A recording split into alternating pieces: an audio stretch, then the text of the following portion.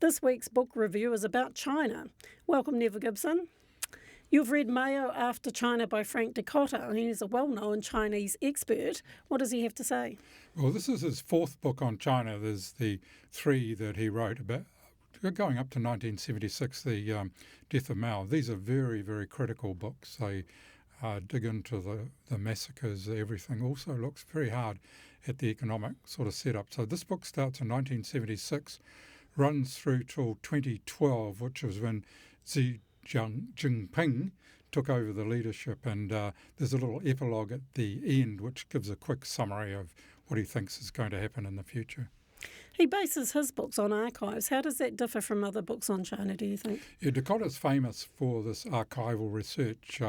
He's a professor based at the University of Hong Kong, but he's spent his lifetime just going through the records of all the Communist Party stuff mainly, and economic stuff, by actually visiting all the places where these are held in China, because there was a great opening up period on which he based the first three books. And a bit like the Nazis and the communists in the Soviet Union, everything was written down and recorded, the massacres, who was killed and why and all that sort of thing. So there's a lot of that sort of thing. The other records he went through very carefully are the economic records, just to show the kind of economic position, and also whether people actually were better off under the new regime that started in 1949 or not.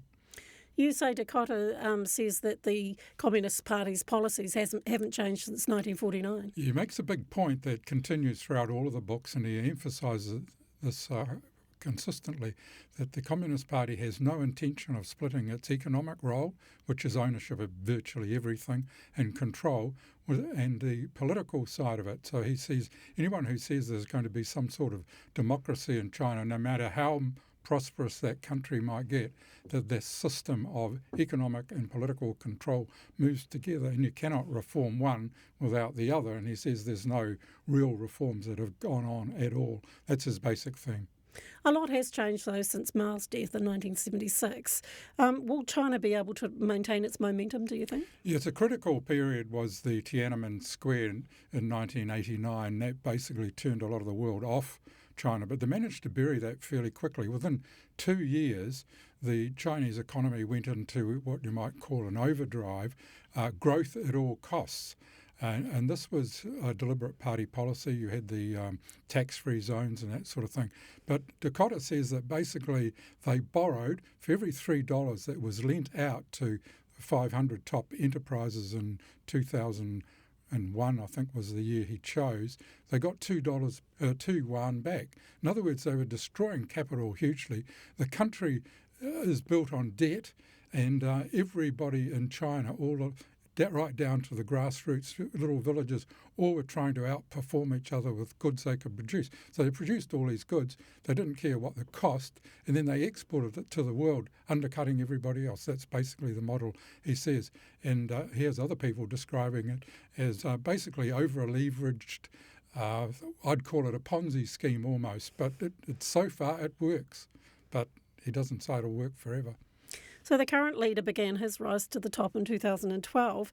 What does Dicotta have to say about him? So it makes some interesting observations about Xi Jinping. He says basically he's a guy who was he's not demonstrative. He basically a very quiet guy, kept in the shadows, didn't offend anybody. But his father was one of Mao's key lieutenants. So he's a princeling, basically, and he's now taken control. And to take control in China like that, you have to launch a big anti-corruption campaign. He's done that, so he's well placed to do that. But he basically rose because he didn't offend anybody else.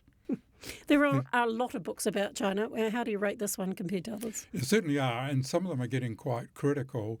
Some of them, of course, have been quite hawkish all along, predicting the collapse of China 20 years ago. Dicotta, by working at the coalface with his evidence, you can sort of see, well, you can make judgments for yourself. I've been to China and I've seen what he's describing as pretty true. But if you go out into the countryside, it's quite different. And there's still this great gap between the wealthy elite running the Communist Party, and they're able to suck all the money out in terms of flash cars. Jinping has been cracking down on that, but meanwhile the masses, 600 million of them, still live on about $245 New Zealand a month. Thanks very much, Nevil Gibson. Pleasure.